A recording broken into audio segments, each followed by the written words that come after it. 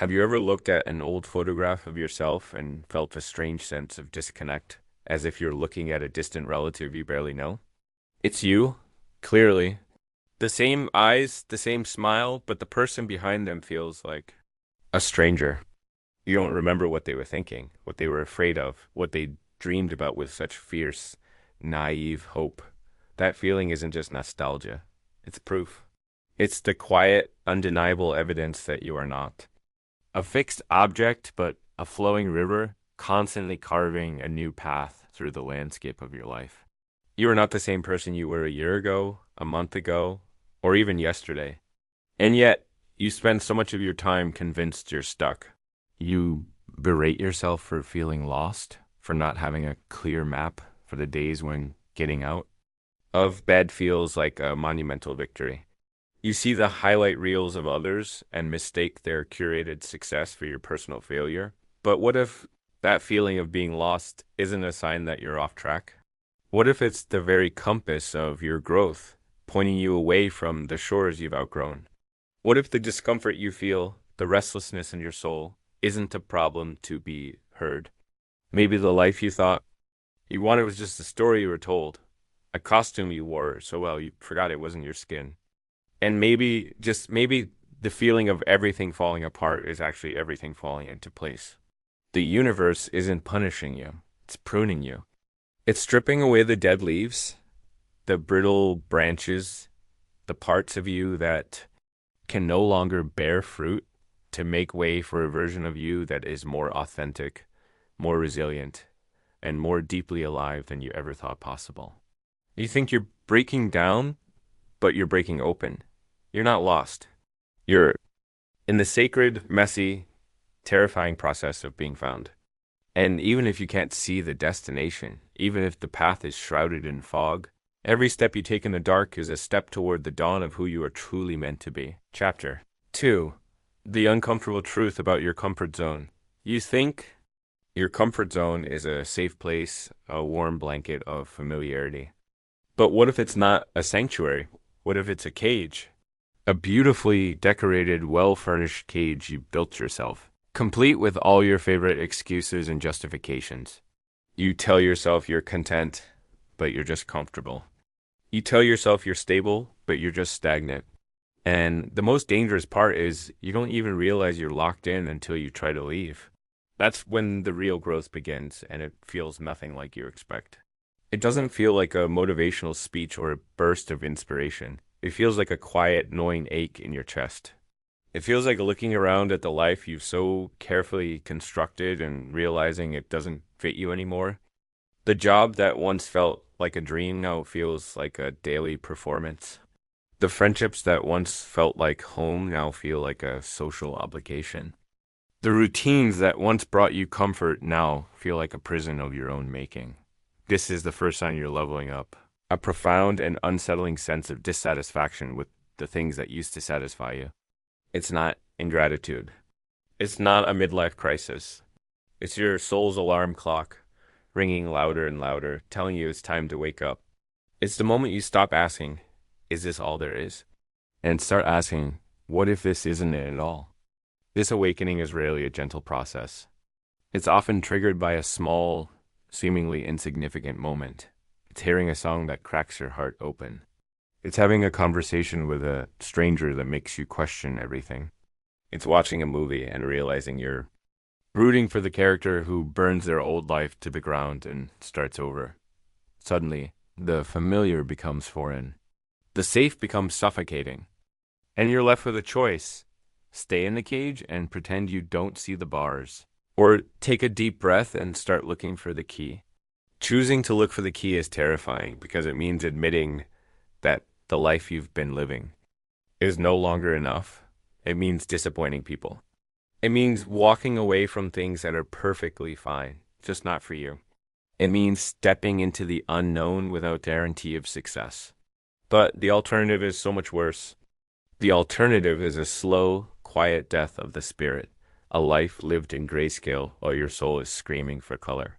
So if you're feeling that ache, that restlessness, that deep, unshakable sense that there has to be more, don't ignore it. Don't numb it. Don't dismiss it as a phase. That is the sound of your future self calling. And the first step toward answering that call is admitting you can no longer live a life that is simply comfortable. You are being called to a life that is truly alive. Chapter 3. The Myth of the Grand Epiphany. We've been sold a lie. A beautiful cinematic lie that personal growth happens in a single earth-shattering moment.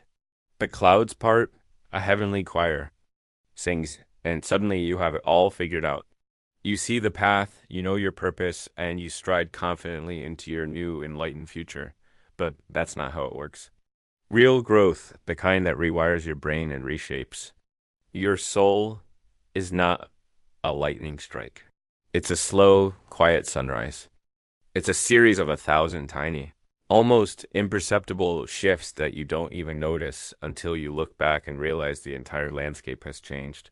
You're waiting for the grand epiphany, but you're missing the micro revelations that are happening every single day, Doc. One of the biggest signs you're leveling up is that you start choosing peace over drama.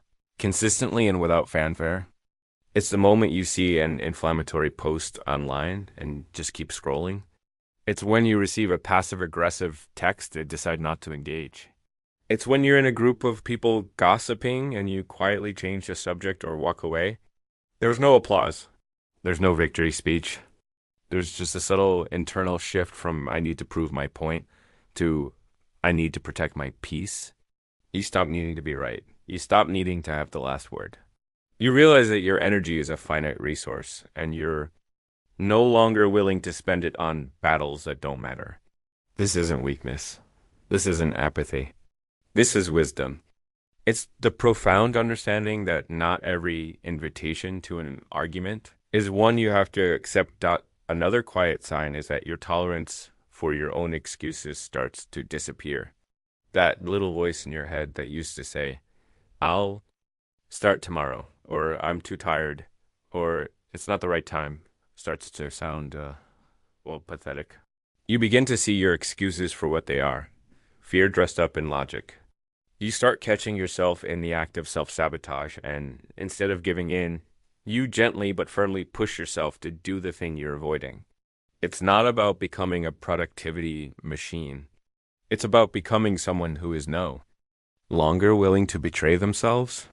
It's choosing the long-term satisfaction of self-respect over the short-term comfort of avoidance. It's lacing up your running shoes when you'd rather stay on the couch. It's opening the difficult email you've been ignoring. It's making the phone call you've been dreading. Each of these small acts of integrity is a vote for the person you are becoming. You don't get a medal for it. You just get to look yourself in the mirror at the end of the day and know that you showed up for yourself.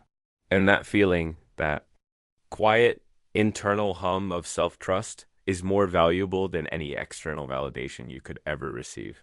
You're not waiting for a miracle. You're becoming one small, courageous choice at a time. Chapter 4.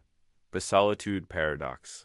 There's a season in every growth journey that no one prepares you for. The season of profound, echoing loneliness. It's a strange paradox because you can be surrounded by people and still feel utterly alone. It's not about a lack of company. It's about a lack of connection. It's the feeling of being in a room full of people you've known for years and realizing you no longer speak the same language. The jokes aren't funny anymore. The conversations feel shallow.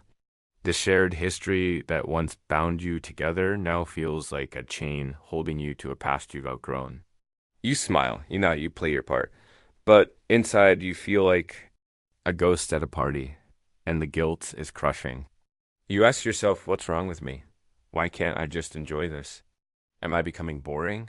Arrogant? A hermit? The truth is, this loneliness isn't a punishment. It's a promotion.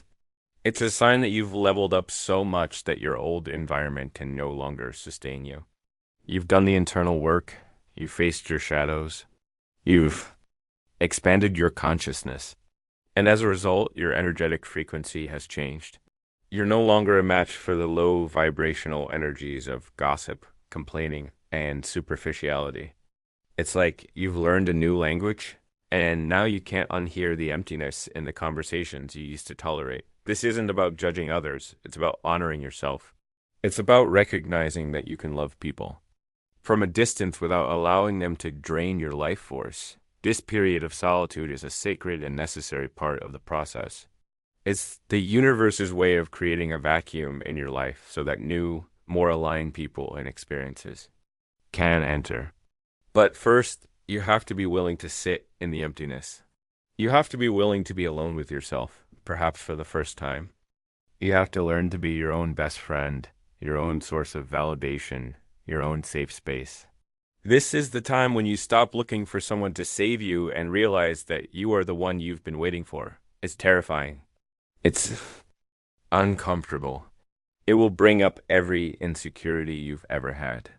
But if you can resist the urge to fill the void with meaningless distractions or toxic relationships, something magical happens. You start to enjoy your own company. You rediscover hobbies you'd forgotten.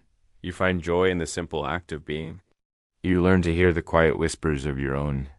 And then, when you least expect it, your new tribe starts to appear.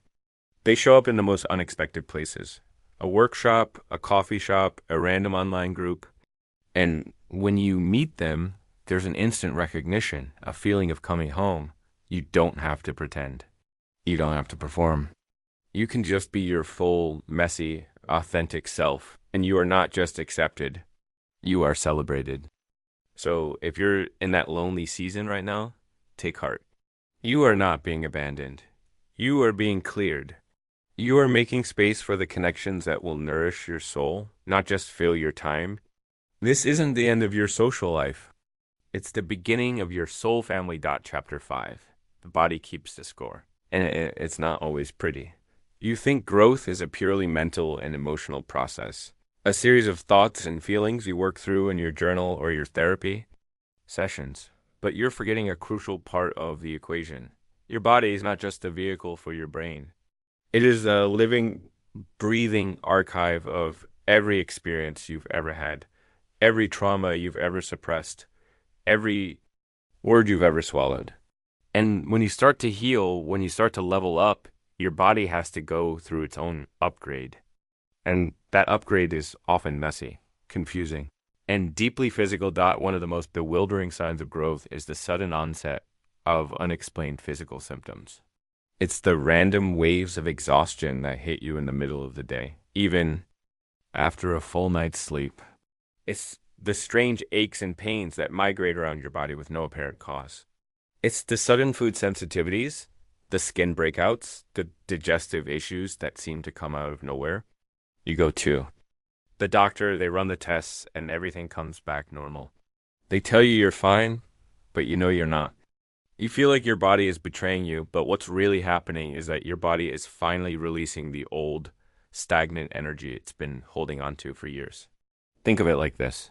For years, you've been running on adrenaline and cortisol, living in a constant state of low-grade fight or flight.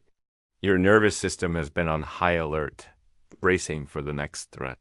Now, as you start to feel safer, as you start to heal, your body is finally getting the signal that it can stand down, and the process of coming down from that hypervigilant state is physically taxing. The exhaustion you feel is not laziness.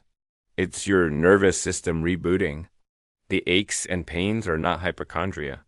They are the physical manifestation of stored trauma finally being released from your tissues.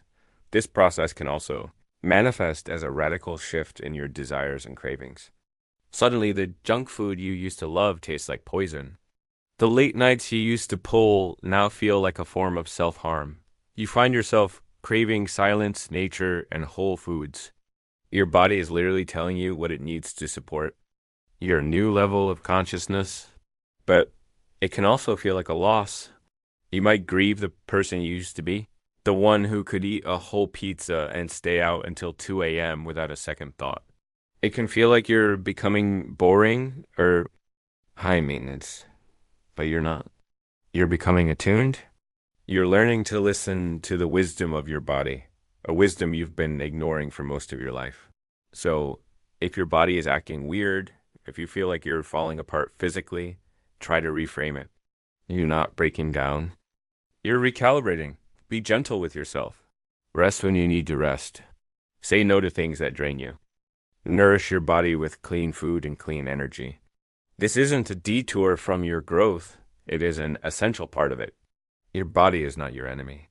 It is your wisest teacher, and it is guiding you home to yourself, one strange, uncomfortable, and ultimately healing symptom at a time. Chapter 6. The Death of Your Old Identity. There comes a point in your journey where you look in the mirror and you don't recognize the person staring back at you. And I don't just mean physically. I mean the very essence of who you thought you were has dissolved. The labels you once clung to for a sense of self, the good daughter, the reliable friend, the ambitious employee, the life of the party they no longer fit. They feel like ill-fitting costumes from a play you're no longer in. This is perhaps the most disorienting and terrifying stage of growth, the death of your old identity. And it feels like a death because, in a very real way, it is. The person you used to be is gone, and you are standing in the rubble of your old self, with no idea who you are supposed to be now. This identity crisis is a profound sign that you are leveling up. It means you have successfully shed the layers of conditioning and expectation that were never truly yours. You have deconstructed the false self you built to survive in the world, to be loved, to be accepted. But in the space between the death of the old and the birth of the new, there is a void. A terrifying, empty, and silent void. In this void, you feel like nothing. You have no clear sense of purpose. Your old goals seem meaningless. Your old passions feel hollow. You try to explain how you feel to others, but the words don't come. How do you explain that you are grieving a person who is still alive? How do you explain that you feel like a blank slate and you're terrified you'll never write a new story? This is the ego's last stand. Your ego, the part of you that identifies with form and labels, is panicking. It's screaming, this is dangerous. We need a label. We need a box to fit in. Who are we if we are not this? The key to navigating this stage is to surrender to the not knowing. It's to resist the urge to frantically search for a new identity, a new label, a new box. It's to have the courage to simply be in the void, to be nothing for a while, because it is only in that emptiness that your true self, your soul's essence, can finally emerge. Your true self is not a label, it is not a job title. It is not a relationship status. It is a presence, a state of being. It is the quiet, unshakable awareness that exists beneath all the noise of the mind. And when you allow yourself to rest in this space, you begin to build a new sense of self, one that is not based on external achievements or the approval of others, but on an internal foundation of self-love, self-acceptance, and self-trust. You start to make choices not from a place of, what should I do? But from a place of, who am I choosing to be in this moment? You realize that your purpose is not something you find, but something you create with every conscious breath, every intentional action. So, if you feel like you don't know who you are anymore, congratulations. You have reached a level of self-awareness that most people never touch. You have died before you have died, and now you are finally free to be reborn, not as who you were told to be, but as who you truly are. Chapter 7. The final boss is you. You've made it this far. You've navigated the loneliness. You've sat with the discomfort. You've shed the old identities. You've done the work. And you start to feel a sense of peace, a new level of clarity. You think you've reached the finish line, but then you encounter the final boss, and the final boss is not an external enemy. It's not a difficult person or a challenging situation. The final boss is the most deeply ingrained, most subtle, and most powerful version of your own self-sabotage. It's the part of you that is terrified of your own light. It's the part of you that, on the brink of a major breakthrough, will do anything to pull you back into the familiar misery of your old life. This final boss shows up in sneaky ways. It shows up as the sudden, overwhelming urge to texture. Toxic X, right when you've started to feel whole on your own. It shows up as the impulse to quit your new soul aligned business right before it takes off and go back to the stable, soul crushing job you hated. It shows up as picking a massive, unnecessary fight with your loving partner, creating drama where there's peace. It's the voice that whispers, "Who do you think you are? You don't deserve this happiness. This is too good to be true." It's all going to come crashing down, so you might as well be the one to burn it down first. This is not a sign that you failed. This is the ultimate sign that you are on the verge of your greatest expansion. Your old programming, your deepest wounds, are making one last desperate attempt to keep you safe in the prison of the known. Because, as miserable as that prison was, it was familiar. This new world of peace, love, and fulfillment is terrifyingly unfamiliar. Your nervous system doesn't know how to handle it. It equates peace with danger, because for so long, your survival depended on being hypervigilant. Recognizing this pattern is the key to defeating the final boss. When you feel that pull toward self-destruction, you have to pause. You have to take a breath and see it for what it is, a test. It's the universe asking you, are you sure? Are you really ready to let go of this old story? Are you really ready to step into your power? And in that moment, you have a choice. You can give in to the old pattern, press the self-destruct button, and prove your old limiting beliefs, right? Or you can take a deep breath and choose a different path. You can choose to sit with the discomfort of happiness. You can choose to trust that you are worthy of this new reality. You can choose to let it be easy. This is the hardest work you will ever do. It's the moment-by-moment choice to not betray yourself, even when every cell in your body is screaming at you to. Go back to what's familiar. But every time you choose the new path, you weaken the hold of the old programming. You are literally rearing your brain. You are teaching your nervous system that peace is safe, that love is your birthright, that you are worthy of all the good things that are coming your way. You are not falling behind. You are not going crazy. You are in the final battle for your own freedom. And the person you are becoming, the one who is waiting for you on the other side of this fear, is so damn proud of you for not giving up. You're not just leveling up. You're coming home.